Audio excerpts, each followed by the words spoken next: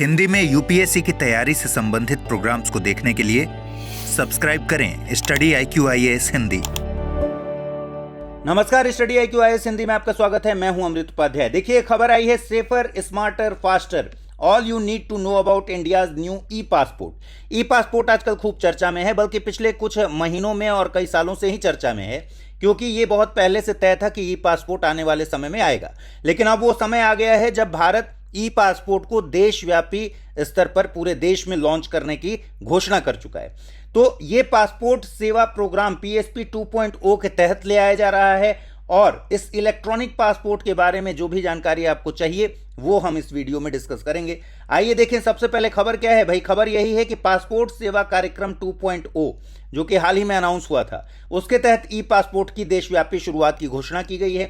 देशव्यापी शुरुआत क्यों कह रहे हैं? क्योंकि ये पायलट प्रोजेक्ट के तौर पर ऑलरेडी चल रहा था। 1 अप्रैल 2024 से चुनिंदा शहरों में इसको पायलट के तौर पर शुरू कर दिया गया था, और नागपुर, भुवनेश्वर, जम्मू, गोवा, शिमला, रायपुर, अमृतसर, जयपुर, चेन्नई, हैदराबाद, सूरत, रांची, ये सब जगह पायलट प्रोजेक्ट के बाद ये स्थिति आ गई है कि क्षेत्रीय पासपोर्ट कार्यालय इन शहरों के अब पूरी तरह से ई पासपोर्ट जारी करने के लिए इक्विप्ड हैं।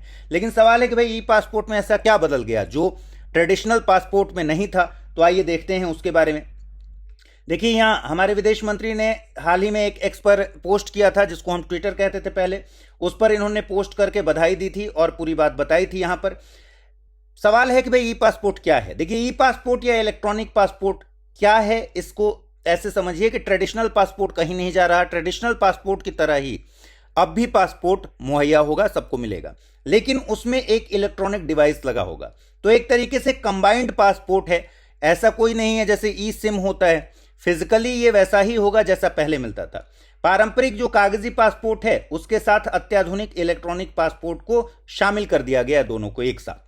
इसमें कौन सी तकनीक यूज होगी? ये है RFID। ये वही तकनीक है जो आप फास्टैग जैसे आप गाड़ियों में लगाते हैं और उसमें टोल टैक्स कटता है जिस तरीके से, उसी तरीके से ये काम करेगा। और इस तकनीक का नाम क्या है? रेडियो फ्रीक्वेंसी आइडेंटिफिकेशन, यानी रेडियो वेव्स के जरिए, रेडियो फ्रीक्वेंसी के जरिए आइडेंटिफाई करना।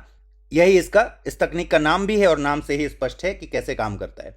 और चिप इसमें लगा होगा RFID का, साथ में एक एंटीना शामिल होगा जिससे पूरी सूचना को ट्रांसमिट किया जा सकता है। अब ई पासपोर्ट के बारे में और अगर बताएं तो भाई इस चिप में क्या क्या चीजें होंगी?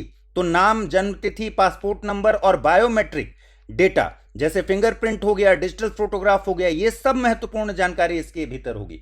और यहां पर देखिए, ये इस तरीके का एक चिप लगा होगा पासपोर्ट के निचले हिस्से में, और ये सारी इंफॉर्मेशन को रखेगा डिजिटली।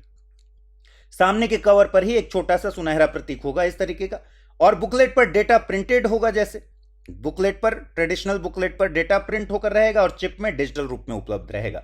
यही है ई पासपोर्ट। इमिग्रेशन अधिकारियों द्वारा आसानी से प्रमाणित किया जा सकता है इसको, यानी इमिग्रेशन में लगने वाला जो टाइम है और डिले है वो अब खत्म हो जाएगा।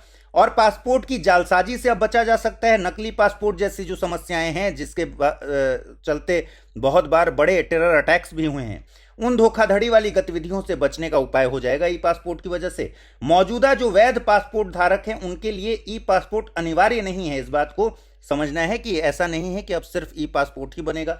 जो लोग अभी बनवा चुके हैं वो अपने लास्ट डेट तक, वैलिडिटी की लास्ट डेट तक उसको आराम से यूज कर पाएंगे। उनके लिए बाध्यता नहीं है कि जाकर उसको ई पासपोर्ट में चेंज करवाएं। तो ये देख रहे हैं, ग्रेजुअली इस चेंज को अडॉप्ट किया जा रहा है। हम आगे देखेंगे RFID तकनीक क्या है, वो कैसे काम करता है, क्योंकि एग्जाम के लिहाज से जरूरी है। लेकिन यहाँ अमृत उपाध्याय 007 इंस्टा पर मेरा पता है, अमृत उपाध्याय 007 ही टेलीग्राम पर पता है, चाहे तो आप मुझसे वहां जुड़ सकते हैं। और एक और जरूरी बात कि ये 30 जून तक, यानी आज ही तक, एक मॉनसून सेल चल रहा था और इसमें बहुत ही मैसिव डिस्काउंट दिया गया था। अभी भी आप इसका इस्तेमाल कर सकते हैं रात 12 बजे तक। अमृत लाइव कोड यूज करके आप इसे बहुत मिनिमम डिस्काउंट, मैक्सिमम डिस्काउंट पर ले सकते हैं, मिनिमम प्राइस में ले सकते हैं। प्रतिज्ञा बैच नाम है इसका, मॉर्निंग बैच है। 8 बजे सुबह से बैच की शुरुआत हुई है। इसमें अधिक वैधता मिलेगी, आसान रिफंड है, साथ में बहुत सारे फीचर्स हैं। करना क्या है, इसी वीडियो के डिस्क्रिप्शन बॉक्स में जाकर उस लिंक पर जाइए, वहाँ PDF होगा, उसको पढ़िए, वहाँ सारी जानकारी होगी फीचर्स के बारे में, उसको पढ़िए, और उसी लिंक के थ्रू एडमिशन ले सकते हैं अमृत लाइव कोड यूज करके। अब सवाल है कि भाई ई पासपोर्ट के लाभ क्या क्या हैं? देखिए, लाभ: मजबूत सुरक्षा, उन्नत एनक्रिप्शन होगा। डेटा जो एनक्रिप्टेड डेटा होता है ऑब्वियसली वो बहुत ज़्यादा सिक्योर होता है, उसमें डेटा चोरी का खतरा नहीं होता है, दुरुपयोग का खतरा नहीं होगा, जालसाजी की संभावना कम होगी। इमिग्रेशन वाला प्रोसेस तेज हो जाएगा क्योंकि अब संपर्क रहित चिप रीडिंग से इमिग्रेशन प्रोसेस में तेजी आएगी, तो ऑब्वियसली उसमें लगने वाला समय बचेगा। और वैश्विक अनुकूलता है, ये ई पासपोर्ट जो बनेगा ये वैश्विक मानकों का पालन करता है। इससे अंतर्राष्ट्रीय यात्रा और वीजा ऑन अराइवल वाले देशों में प्रवेश सरल होगा। ठीक है, अब RFID तकनीक के बारे में जान लीजिए जल्दी से, ये कैसे काम करता है। देखिए, वस्तुओं या व्यक्तियों को आइडेंटिफाई करने के लिए और ट्रैक करने के लिए एक छोटा इलेक्ट्रॉनिक डिवाइस होता है जिसको हम RFID टैग्स या ट्रांसपोंडर्स कहते हैं। जैसे आपने देखा होगा, आप हर गाड़ी में, कैब में अगर चलते हैं या अपनी कार में चलते हैं, आपको एक फास्ट टैग रखना होता है, वो RFID टैग ही है। इन टैग्स में क्या होता है, इंटीग्रेटेड सर्किट लगा होता है, एक एंटीना होता है और ये रिसीव करते हैं इंफॉर्मेशन को और ट्रांसमिट करते हैं। तो देखिए यहां अगर हम देखें तो यहां ये है RFID टैग जिसको हम ट्रांसपोंडर बोल रहे हैं, और ये है RFID रीडर। रीडर इंफॉर्मेशन भेजता है टैग को और टैग इंफॉर्मेशन वापस एक एंटीना के जरिए रीडर को भेजता है, और इसी तरीके से ये काम करता है और फिर ये कंप्यूटर के डेटाबेस में चला जाता है। तो विभिन्न टैग की गई वस्तुओं को स्वचालित रूप से पहचानने के लिए इसमें रेडियो तरंगों का उपयोग होता है। कुल मिलाकर कहें तो वायरलेस ट्रैकिंग एक मेथड है जो वस्तुओं को ट्रैक करने के लिए टैग और रीडर का उपयोग करता है। जैसा मैंने बताया कि ये रीडर है और ये टैग है। ट्रांसपोंडर, रिसीवर और ट्रांसमीटर, इसमें 3 घटक होते हैं। और रीडर क्या करता है, रीडर निरंतर टैग को एक फ्रीक्वेंसी पे, एक स्पेसिफिक फ्रीक्वेंसी की रेडियो तरंग भेजता है। कैसे काम करता है, इसके नाम में ही है, रेडियो फ्रीक्वेंसी आइडेंटिफिकेशन सिस्टम। इसका मतलब रेडियो फ्रीक्वेंसी का इस्तेमाल करता है। तो ये रीडर क्या करता है, ये रीडर यहां से रेडियो फ्रीक्वेंसी एंटीना के थ्रू भेजता है RFID टैग को। RFID टैग रीडर को रिएक्ट करता है और इसी के आधार पर वस्तु की पहचान होती है, यानी फिर से ये एंटीना के थ्रू रीडर के पास इंफॉर्मेशन भेजता है। रीडर को फ्रीक्वेंसी के आधार पर वर्गीकृत कर सकते हैं, जैसे low frequency, high frequency, near field communication, ultra high frequency UHF और अल्ट्रा वाइड बैंड। इस तरह से इसको क्लासिफाई किया जाता है, जो कि बहुत टेक्निकल है।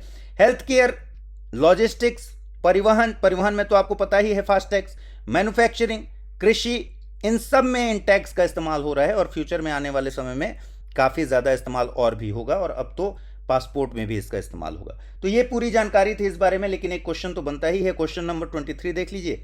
भारत में ई पासपोर्ट पर उपयोग की जाने वाली RFID रेडियो फ्रीक्वेंसी आइडेंटिफिकेशन तकनीक का मुख्य उद्देश्य क्या है।